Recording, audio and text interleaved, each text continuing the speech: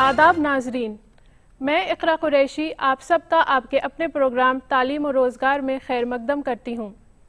जैसा कि आप सब जानते हैं कि आजकल करियर चूज़ करना इतना आसान नहीं है। आजकल करियर की इतनी ज़्यादा लिस्ट हो गई है कि हमको कन्फ्यूजन्स हो जाते हैं। इसी बात को मद्देनज़र रखते हुए हम हमेशा आपके लिए एक नया करियर, एक नई फील्ड लेकर आते हैं, जिस पे हमारी कोशिश रहती है आपको ज़्यादा से ज़्यादा इंफॉर्मेशन और नॉलेज दी जाए। एक फ़ारसी की कहावत है, सूरत बीबी हालत मपरुस, जिसका मतलब है चेहरा देखो हालचाल मत पूछो। इसी बात को सोचते हुए एक प्रोफेशन है फ़ोटोग्राफ़ी, जो आज का हमारा मौजू है। फ़ोटोग्राफ़ी विजुअल इफ़ेक्ट्स पर डिपेंड करता है और आजकल स्टूडेंट्स में, बच्चों में बहुत ज़्यादा पसंद किया जा रहा है। हमारे साथ उसी टॉपिक पे बात करने के लिए दो मेहमान हैं, उनका मैं तारुफ़ कराना चाहूँगी। हमारे साथ हैं प्रोफेसर फरहत बसीर खान साहब, जो कि AJK mass communication research Jamia Millia Islamia से हैं और एक सीनियर मोस्ट फैकल्टी मेंबर हैं, और सर का कम से कम 30 साल का एक्सपीरियंस है इस फील्ड में। सर, आपका बहुत बहुत खैर मकदम है। हमारे दूसरे मेहमान हैं मिस्टर नवीन सक्सेना, जो कि दिल्ली बेस्ड इंडस्ट्रियल फ़ोटोग्राफ़र हैं और इन्होंने अपनी education, photography education NID Ahmedabad से हासिल की। और दूसरी तरफ हमारे साथ हैं हमारे कुछ स्टूडेंट्स जो कि इस प्रोफेशन में इंटरेस्ट लेते हैं, अपना करियर बनाना चाहते हैं और इनके पास बहुत सारे सवाल हैं, बहुत क्यूरियस हैं ये आगे अपनी नॉलेज को बढ़ाने के लिए। तो मैं इसी मौजू के साथ अपने प्रोग्राम को आगे बढ़ाती हूँ और सबसे पहला सवाल करती हूँ बसीर साहब से।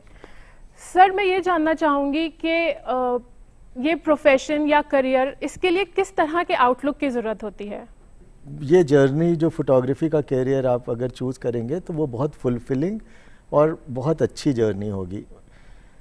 अब सवाल ये होता है कि फ़ोटोग्राफ़ी के लिए क्या स्किल की ज़रूरत है, मगर उससे पहले मैं ये बताना चाहता हूँ कि फ़ोटोग्राफ़ी की अहमियत इस ज़माने में बहुत ज़्यादा बढ़ चुकी है और अब हर तरफ से विजुअल एरा कह सकते हैं, जहाँ चारों तरफ से विजुअल हमारे सामने आते हैं, चाहे बिलबोर्ड हो, चाहे फेसबुक हो, चाहे इंस्टाग्राम हो, चाहे न्यूज़पेपर हो।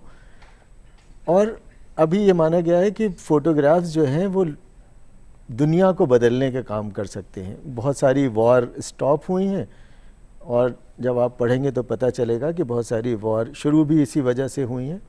बहुत बड़े बड़े आजकल नई गवर्नमेंट जो सरकार जो है वो माई गवर्नमेंट और उस तरह की चीज़ों में बहुत सारे फ़ोटोज़ को सेंटिमेंट माइनिंग के लिए यूज़ कर रही है, जिससे लोगों के बारे में पॉलिसी बनाई जा सके। तो इस दौर में इस प्रोफेशन की अहमियत पुराने दौर के बिना पे बहुत ज़्यादा बढ़ चुकी है। अब सवाल ये है कि किस तरह के स्किल की ज़रूरत होती है। तो ये एक्सप्रेशन का जो तरीका है, इस तरीके में टेक्निकल नो हाउ का भी थोड़ा पता होना ज़रूरी है। तो तुम्हें दोनों एक ब्लेंड चाहिए, दोनों का मिलावट चाहिए, जिसमें टेक्निकल स्किल भी इस्तेमाल करनी पड़ेगी और आर्टिस्टिक एक्सप्रेशन भी इस्तेमाल करेगा, और उसके साथ ऑब्जर्वेशन और जो बाकी जो किसी भी आर्ट फॉर्म को प्रैक्टिस करने के लिए जो और तरीके हैं वो हैं, मगर आउटकम इसका बहुत रिवॉर्डिंग और बहुत अच्छा है। नवीन साहब, आपसे एक सवाल करना चाहूँगी। जैसे कि प्रोग्राम से पहले हम लोग बात कर रहे थे कि आपको काफ़ी दिक्कतें आईं क्योंकि शायद आपकी फैमिली नहीं चाहती थी आप इसको एज अ प्रोफेशन लें, या वो चाहते थे कि एज अ शौक ही रहे तो ज़्यादा बेहतर है। तो आप ऐसा कोई बात बताएंगे जिससे स्टूडेंट्स को मोटिवेशन मिले कि आपकी स्ट्रगल कैसी रही, किस तरह की आपने जद्दोजहद करी? जो बेसिक जो प्रॉब्लम है जो पेरेंट्स के और इस समय सोसाइटी की, वो ये कि हम हमेशा अपने चाहते हैं अपने बच्चों को एक कैरियर ऐसा चूज़ करे जो कि आदमी बाद में रिवार्डिंग हो in terms of money, in terms of economics. तो इसके अंदर दो चीज़ें आती हैं कि सबसे पहले आप when you are starting the career, कि एक जो आपका दिल कहता है वो आप क्या करना चाहते हैं, और दूसरा नेचुरली नो इकोनॉमिक्स, कि आप प्रोफेशनली मींस फाइनेंशियली आगे किस चीज़ में आगे जाना चाहते हैं। ये चूज़ आपको अभी से करना है। मेरे साथ जो सबसे बड़ी जो दिक्कत आई या कह सकते हैं, I was very much interested in psychology and philosophy, तो मैंने सबसे पहला जो एडमिशन 12th क्लास के बाद लिया वो साइकोलॉजी ऑनर्स में लिया। और जब मैं एडमिशन करके घर आया तो घर में लोगों ने सब ने यही बोला कि व्हाट इज़ दिस, लेकिन अब इस समय ज़माना बदल गया है। मैं आपको 1985-86 की बात बता रहा हूँ। उसके बाद मेरे ब्रदर ने मुझे ज़बरदस्ती मुझे बीएससी के अंदर एडमिशन दिलाया, which I was also not interested. उसके बाद जब मैंने साइड अपना स्टार्ट किया तो मैंने डिप्लोमा कोर्स ज्वाइन किया फोटोग्राफी में जी। तब मुझे पता लगा कि हाँ मैं यहाँ पे एक्सेल कर सकता हूँ। तो मेरे साथ एक जो शुरुआती जो मैं जहाँ पे एडमिशन लेना चाह रहा था वो भी अगर देखा जाए इस समय मुझे लगता है कि वो भी पार्ट ऑफ मेरे प्रोफेशन का एक पार्ट है। जो 20% psychology philosophy is a part of photography. लेकिन मैं कंफ्यूजन था, मुझे वो स्टीम नहीं मिल रही थी कि मैं फोटोग्राफी में जाके आगे उसको करूं, लेकिन वो सबकॉन्शियस में मेरे था इसका मतलब है। लेकिन मैं उस चीज़ को आइडेंटिफाई नहीं कर पा रहा था। तो जब मैंने अपने आप को फोटोग्राफी में इनरोल किया तो मुझे लगा कि हाँ अरे यहाँ पे this is a line where I can communicate myself and I have done it.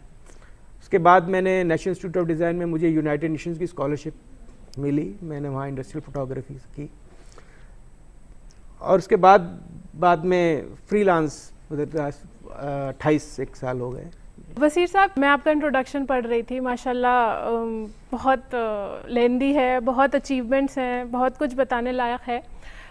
मैं मेनली जो आपसे पूछना चाहूँगी कि जिससे हमारे स्टूडेंट्स को मोटिवेशन मिले, जो राइट टू एजुकेशन में आपका रोल रहा है उसके बारे में आप बताएं।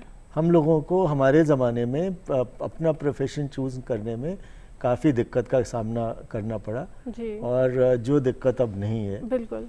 और उसी दिक्कत को अलीगढ़ में मैं था जहाँ पे मुश्किल से इस तरह की ट्रेडिशनल तालीम तो के लिए बहुत मशहूर था, मगर उस ज़माने में हिंदुस्तान भर में इस तरह का जो फ़ोटोग्राफी में तालीम के सेंटर्स बहुत कम थे। तो जब हमेशा से ये था कि जो इलेक्ट्रॉनिक मीडिया एजुकेशन है, फ़ोटोग्राफी एजुकेशन है, इसको मेन स्ट्रीम एजुकेशन में शामिल किया जाए। तो 1980 से इस बात की कोशिश में यूजीसी को भी और जहाँ जो फोरम होते हैं, 1996 में न्यू एजुकेशन पॉलिसी में भी एक छोटा रोल अदा किया। फिर उस ज़माने में फिर इंटरनेशनल एजेंसीज़ के साथ काम करने का बहुत मौका मिला, जबकि WHO का जो 50 ईयर जब पूरे हुए तो उन्होंने पूरी दुनिया में से मुझे सिलेक्ट किया कि उनका प्रोग्राम जो मल्टीमीडिया प्रोग्राम था मैं बनाऊं, और जो उनका मेन कमेमोरेटिव AV था जो और आसपास के मुल्कों में SER रीजन कहलाता, उसका मैंने बनाया। फिर यूनिसेफ के साथ भी काम किया। यूनिसेफ का भी 50 साल 50 ईयर ऑफ यूनिसेफ का जो मेन कमेमोरेटिव AV है उसमें भी दुनिया में फिर मुझे चूज़ किया गया, जो मैंने उनका बनाया। और इसी दौरान इन यूनिसेफ में के जो उस ज़माने में जॉन रॉडे रिप्रेजेंटेटिव थे, उनसे बातचीत के दौरान पता चला कि हम लोग बहुत सारे हिंदुस्तान जो है वो सिग्नेटरी है बहुत सारे फोरम में एजुकेशन के मामले में, और हम तो एक बहुत छोटा सा ये रहा कि जो प्रेजेंटेशन पार्लियामेंटेरियन को दिखाया गया जिसमें ये बात रखी गई थी कि राइट टू एजुकेशन होना चाहिए, वो उसको बनाने में भी मैंने मदद करी। नवीन साहब, आपसे ये पूछना चाहूँगी कि अगर बात की जाए कि शौक़ के लिए जो फोटोग्राफी करते हैं, एक हो गया करियर, एक हो गया प्रोफेशनल वे में, शौक़ के लिए, क्योंकि ये माना जा रहा है कि आजकल के मोबाइल कैमरास, आजकल की जो अवेलेबिलिटी है DSLRs और प्रोफेशनल कैमरास, ये बच्चों को आसानी से मिल जाते हैं और उनका शौक़ भी फिर डेवलप होता है। तो अगर सिर्फ शौक़ के लिए किया जाए तो उसका क्या लेवल रहेगा, किस तरह से वो अपना एक हॉबी, एक इंटरेस्ट की तरह उसको ले सकते हैं? पहले अगेन मेरा वही है कि you have to search within. बिल्कुल, कि what type of photography you want to do. I am just giving you example. Photography में एक पोर्ट्रेट फोटोग्राफी है, वाइल्ड लाइट फोटोग्राफी है, अगर टेबल टॉप फोटोग्राफी जिसको हम कमर्शियल में टेबल टॉप कहते हैं, लेकिन बाद में वो स्टिल लाइफ फोटोग्राफी है, आर्किटेक्चर फोटोग्राफी है, नेचर फोटोग्राफी है, तो ये सारी चीज़ें आपको पहले you have to search within what you are, and आज की तारीख में वो चीज़ ज़्यादा आसान हो गई है। मैं आपको उसके लिए आपको पहले कैमरा, बड़े बड़े कैमरा और ये सब खरीदने की ज़रूरत नहीं है। आज की तारीख में वो जो कैमरा जो हमें खरीदते हैं वो आपके जेब में, मोबाइल में ही है। जी जी जी। और मेरा जो कहना ये है कि you have to start search from within, then you go ahead. I am giving you example. अगर आपके पास मोबाइल कैमरा है and if you want to really you want to do portrait photography, you start from that level. आप अपनी family में इन सब के photograph लीजिए और अपनी कलेक्शन बना सकते अपनी हैं। कलेक्शन बनाइए। और दूसरा, उसके बाद अब आइडेंटिफिकेशन आप में क्या करा है वो भी ऐसा कि आप फेसबुक पे डालते हैं तो आपको 10 लाइक मिल जाते हैं, तो आपको जो एक रिकग्नाइजेशन है कि आपको लग रहा है कि आप सही लाइन में जा रहे हैं, ये इंस्टेंट है।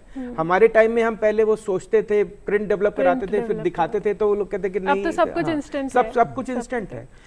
जब तक हम अपने शौकिया फोटोग्राफी में ये ना को सोचें कि ये एक फोटो स्टेट मशीन नहीं है, ये नेचर को कॉपी करने के लिए हम फ़ोटो नहीं खींच रहे हैं, ये हम कलम की तरह कोई चीज़ इससे लिखने की कोशिश कर रहे हैं, इससे कुछ करना चाहते हैं, इसका एंगल क्या है, लाइट क्या है।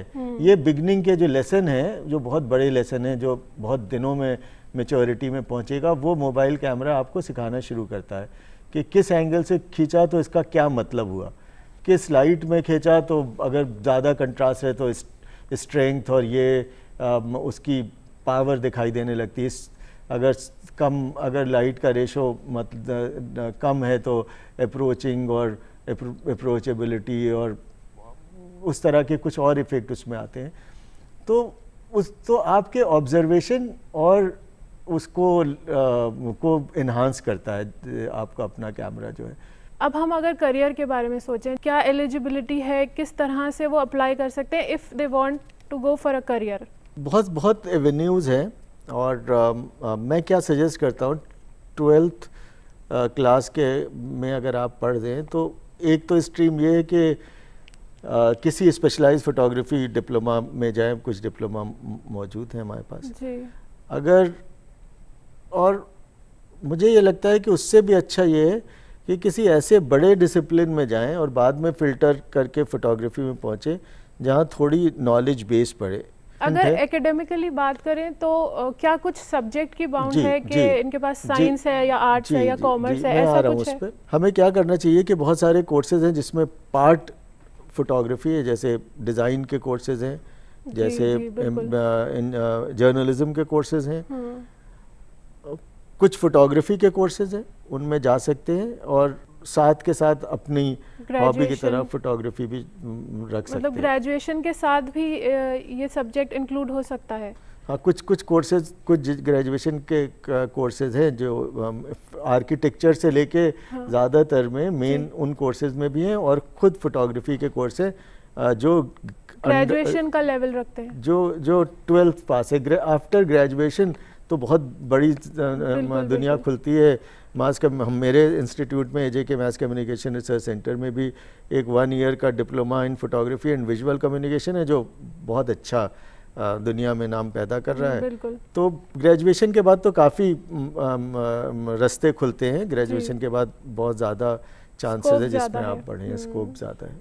जी नवीन साहब, इससे पहले कि मैं स्टूडेंट्स के सवालात लूँ और प्रोग्राम को और आगे बढ़ाऊँ, फिनेंशियल सिक्योरिटी की अगर हम बात करें, पैसा कमाना, एक सेटअप होना, या तो अपना कोई स्टूडियो खोलना या फ्रीलांसिंग फोटोग्राफी करना, इस सब के बारे में आप क्या बताना चाहेंगे? क्योंकि अल्टीमेटली आपका शौक़, आपका इंटरेस्ट तो ठीक है, एक तरफ है, लेकिन अल्टीमेटली आपको अपना माली ज़िंदगी के बारे में भी सोचना पड़ता है, तो उसके बारे में आप क्या बताएंगे?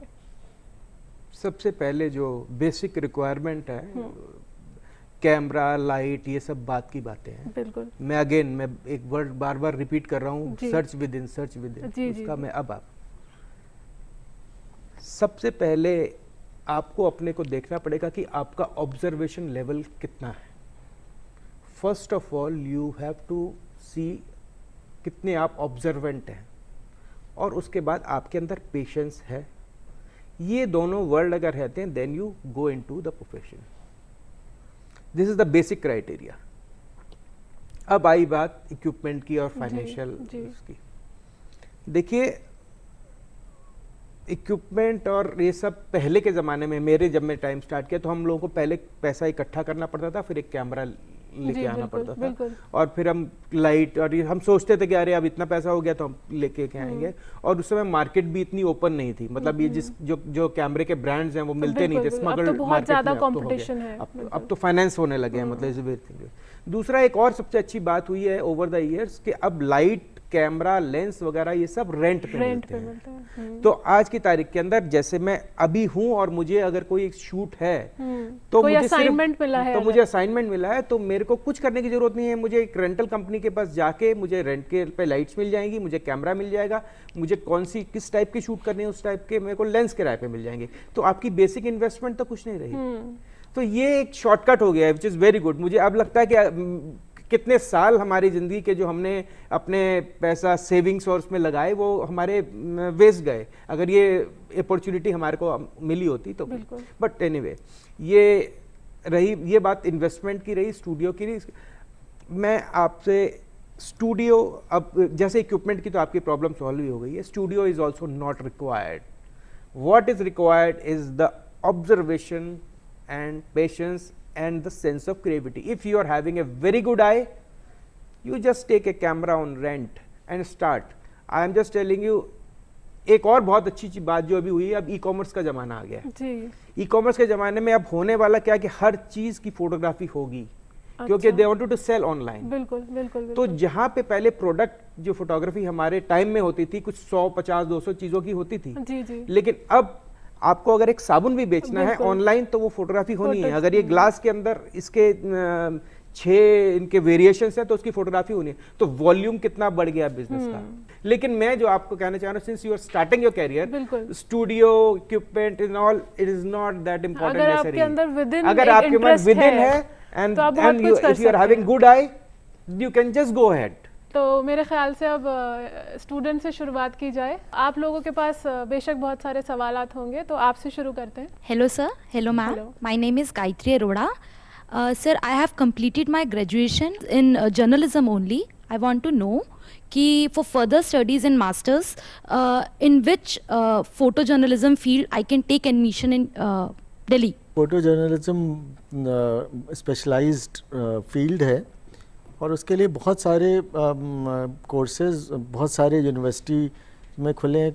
अगर सर्च करा जाए तो जितना जहाँ एसोसिएशन है किसी इंस्टीट्यूशन का, किसी भी जर्नलिज्म या पब्लिकेशन से, उन बहुत सारी जगहों पे फ़ोटो जर्नलिज्म के अच्छे कोर्सेज हैं। हमें ऐसे कोर्स को चूज़ करना चाहिए जहाँ पे हमें इंडस्ट्री से इंटरेक्शन करने को मिले और प्लेसमेंट का अच्छा रिकॉर्ड हो। और कोई सवाल आप लोगों में से? हेलो सर, हेलो मैम, मेरा नाम सबीला रशीद हुआ। सर, मेरा ये सवाल है कि अगर जो नए फोटोग्राफ़र हैं तो वो अपने आप को कैसे रिकॉग्नाइज़ करें, क्योंकि ये बहुत मुश्किल होता है अपना काम पब्लिश कराना और रिकॉग्निशन पाना। आपकी फ़ोटोग्राफी को न्यूज़पेपर के अलावा पर्सनल ब्लॉग्स,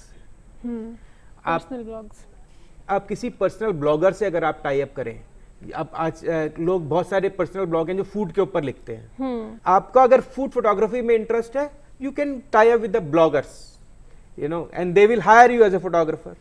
अगेन, फैशन के अंदर सिर्फ फैशन हाउसेज ही नहीं है, फैशन के अलावा कुछ लोग फैशन राइटअप्स लिखते हैं आजकल इंटरनेट के ऊपर। मैगजीन्स हैं, मैगजीन्स के अंदर, न्यूज़पेपर्स के अंदर तो एवेन्यू है, उसके अंदर कुछ नहीं कि कुछ, क्योंकि ये लोग अपने स्टाफ फोटोग्राफर्स भी रहते हैं, लेकिन ये लोग फ्रीलांस बाहर से दूसरे लोगों को भी अपॉर्चुनिटी मिलती है, फ्रेशर्स को। बिल्कुल। हेलो सर, हेलो मैम, मेरा नाम शेखर है, मैं BFA कर रहा हूँ। जो फोटोग्राफी है वो किस पे डिपेंड करता है? जो बैकग्राउंड है उस पे डिपेंड करता है वो, जो और फोटोग्राफर के एक स्किल्स है उस पे डिपेंड करता है। फोटोग्राफी का मतलब क्या है? फोटोग्राफी का मतलब है writing by lighting. That is the main writing by lighting.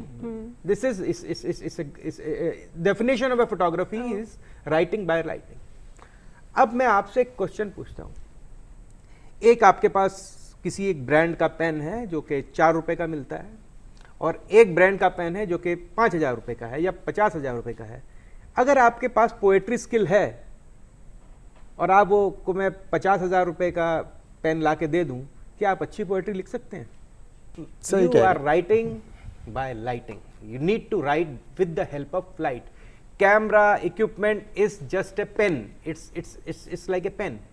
मैं वो इन्हीं की बात को आगे बढ़ाते हुए मैं यही वो बिल्कुल ही उसी बात को एम्फसाइज कर रहा हूँ कि सबसे पहले हमें ऑब्जर्वेशन से हमें अपनी दिमाग में विजुअल क्रिएट करने की ताकत आनी पड़ेगी कि हमारे विजुअल हम दिमाग में क्रिएट कर पाएँ, और उसके साथ के साथ हमारे हाथ में भी वो स्किल चाहिए कि उसको ट्रांसलेट कर पाएँ।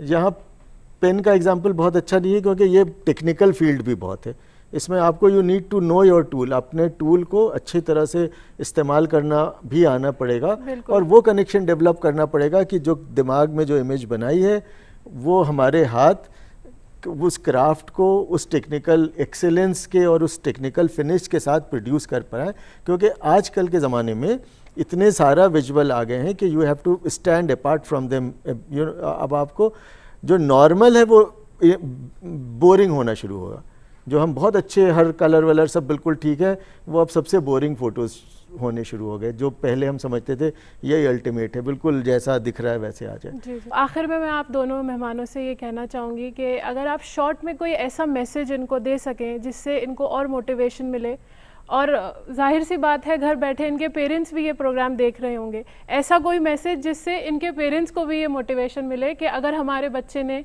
ये करियर चूज़ किया है तो इसमें कोई ख़राबी नहीं है। कहने की बात ये है कि आज ज़माने में ऐसा स्पेशलाइजेशन का ज़माना आ गया कि जब तक बच्चों में जो अगर उस प्रोफेशन में को करने का लगन है बिल्कुल, तो वो कहीं से कहीं पहुंच सकते हैं।